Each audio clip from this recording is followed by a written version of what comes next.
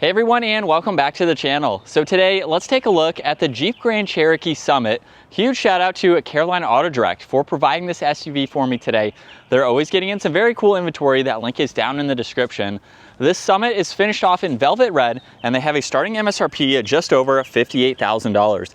Now this is powered by the 3.6 liter V6 paired to an 8-speed automatic, and it pumps out 293 horsepower, 257 pound-feet of torque. That power sent through the full-time four-wheel drive system, propelling this 4,800-pound SUV from 0 to 60 in 7.5 seconds. It has a top speed of 117 miles an hour. It also has a fuel capacity of 23 gallons. You'll expect to see it 19 miles per gallon in the city and 26 out on the highway. This also has a wheelbase of 116.7 inches. Its overall length is 193.5. It has a width of 77.5 and a height of 70.9 inches. Now, as we take a look at the exterior styling for this pretty much fully loaded model, there's only one trim level above this, which is the Summit Reserve. This model here has a really nice design for the grille. There's also a forward-facing camera, lots of cutouts too, and it's nicely integrated into the headlight housings, which are of course LED with a dark housing to them.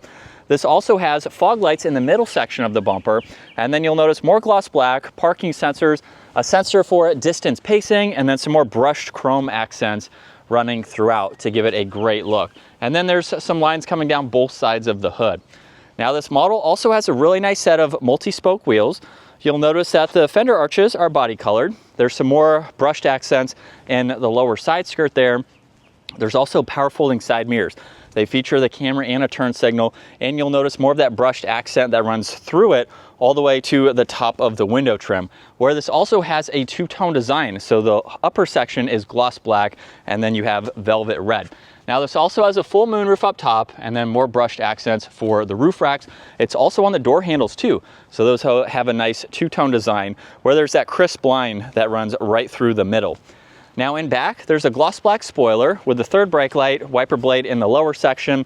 There's also LEDs for all of the lighting, backup camera with the parking sensors. There's the exhaust tips on both sides, more brushed chrome accents, and this can even tow right around 6,200 pounds. Now it does feature a remote start too, so if we lock it and double tap this, we can start this up. And then if you just hold on that control, that's how you can shut the vehicle off. You can also use the button on the key fob to open up the liftgate, or just reach up underneath and pull on that lever, and that's how you can open up this liftgate. Now this is a two-row SUV. There's a lot of space in the cargo area. There's also space up underneath where you have the spare tire. You could place some items under here if you really needed to, but it's mainly for that spare. You also have the cover that you can use, and you can hold where you want this liftgate. So that is a reset feature there, just depending on the height that you would like. You get a speaker too, some hooks, and then you can also fold down those back seats to give yourself that much more interior space. You can also just push on that once, and that's how you can close that liftgate. Now, if you lock the vehicle for whatever reason, you can grab all four door handles to unlock it.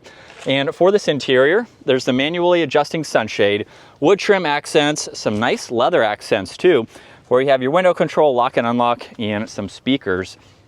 And then you'll notice the tan that works its way to these back seats. Now you can also pull on this lever here and fold the seat flat. So that is the extra storage space that you get. And then these seats do recline as well. Now at 5'10", I have a good bit of space. There's storage pockets. You have temperatures, you get heated rear seats, fan speed where you'd like the air to go, auxiliaries too, and more adjustments to go through all of that. And at my height, I have a good bit of headroom. I can also fully recline the seat and just get a lot more comfortable riding in the back. So it's a pretty spacious two-row SUV. You get the armrest with cup holders, very large cargo windows there, so you have a lot of lighting, a lot of glass for the back half of this car. And then up front, you get memory seating adjustments along with massaging seats. You get your mirror controls, all of the window adjustments, Alpine for the audio, and more storage. Summit is also an illuminating logo in the door sill there, and then there's all of the automatic adjustments for these seats, which have a great look to them. And then once inside, we're greeted with a solid black leather steering wheel with some more wood trim accents. But as we start this up, you'll notice this has paddle shifters on both sides, while still retaining volume and tuning. So those are underneath both paddles on each side. Now on this right side, there's all the cruise control settings with distance pacing.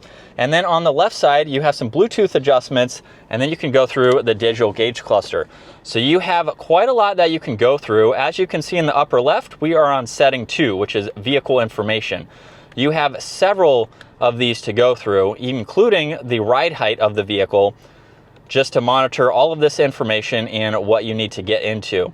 So it's very easy to go through these readouts and all of that info. Now on the left side, there's the e-brake. You have some dimmer switches, headlight and fog light controls, leather for the entire dash, where there's 2 air vents, and then underneath that you have this row here for engine start stop, lane keeping assist, traction control and hazards, parking sensors, and parallel parking. So you can use that as needed, which is very helpful. And then with the infotainment system itself, you have a lot more that you can get into. So you'll notice in the lower section, everything is fixed here. So you can quickly get into home, monitor all of this information. You can get into the media, also get into your climates. So that way you can go through your heated seats, ventilated seats, heated steering wheel. There's temperature adjustments on both sides, fan speed as well. Navigation is next. You also have your phone to pair that. If you go into vehicle, this is how you can go through a lot more information. So you have your dashboard where there's an off-road pages that you can get into and look at all of this information. If you happen to take this off the pavement, you can easily go through all of that.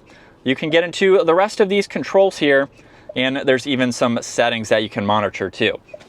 And then you also have a lot of apps that you can drag and drop into the lower section depending on what you need to get into. So quite a lot to go through. There's also some physical buttons up underneath where you have heated and ventilated seats, heated steering wheel, your temperature and fan speed, where you'd like the air to go. There's wireless charging and auxiliaries that are tucked away in this here. You also have the height adjustment, so you can just raise and lower it as needed. And you also have a few different driving modes. So this will also change the height of the vehicle depending on the mode that you are in. And then by twisting this dial, this is how you can put it into reverse and bring up the camera system. So you have a lot of different angles there. And then you have drive and park. There's also a downhill assist, a 4-wheel drive low. You get cup holders in the middle that you can hide away. And then you also have 2 different areas in the center armrest.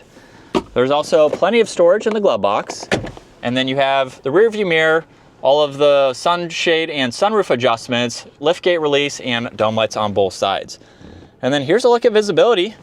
It's pretty easy to see over both shoulders. So you have a lot of glass for this big SUV. As we set up behind the wheel now for the Jeep Grand Cherokee, it's been a while since I've been able to check out this SUV, but this definitely has a lot to offer. It is a little bit on the large side for a 2-row SUV, but it makes it that much more practical, especially if you have a lot of items that you want to put in the vehicle and you're not looking for a 3-row SUV. This seems like a very capable vehicle in terms of both being a great daily driver and for hitting the dirt. While this isn't necessarily an off-roader, you have the adaptive suspension, you have the height adjustments, you have the full-time 4-wheel drive system, and all of these different driving modes to make this that much more practical. So you do get a lot of tech features with this model for mainly daily driving, but also just to go anywhere that you would like to. So it makes it for a well-rounded SUV. Now, for the few miles that I've put on it today, it seems very comfortable. The adaptive suspension is definitely going to give you a fantastic ride. It's going to basically absorb all of the bumps as you would expect, especially for more of a luxury-focused SUV like this. And in terms of its weight, it handles corners very well, just going at a normal rate of speed. And it just seems like a great place to be. You have so much to go through that you're really not missing anything really. You also have the massaging seats that will give you a nice relaxing drive while you're taking this from point A to point B. But in terms of its power now, we can put it into sport mode, where I believe it is going to start lowering the vehicle slightly just to give it some better handling characteristics along with better aerodynamics. It will also do that when you go out on the highway just to help improve with those situations too. So we have it in sport mode. We can downshift using these paddle shifters here. With a minor acceleration, we can get back up to speed here. So it's pretty adequate for that V6. in this model here, kind of what you would expect for this type of SUV. And we're still in sport mode, second gear. Here we go.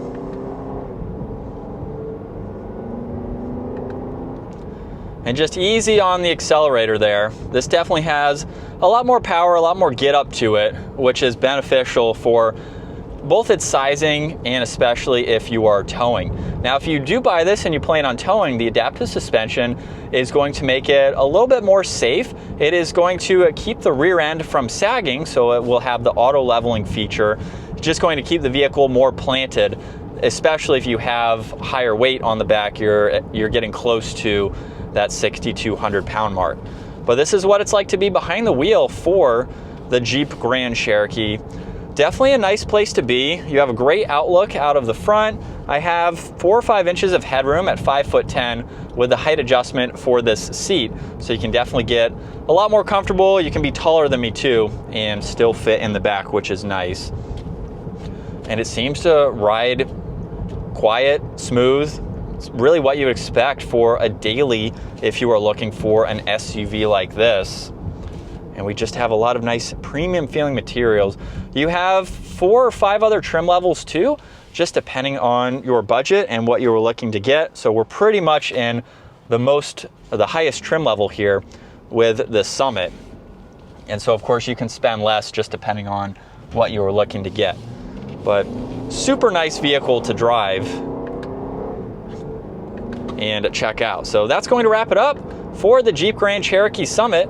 Once again, huge shout out to Carolina Auto Direct for providing this for me today. Take a look at their website, give this video a huge thumbs up, and consider smashing that subscribe button so you can stay up to date with our daily uploads, and I will see you all in the next video.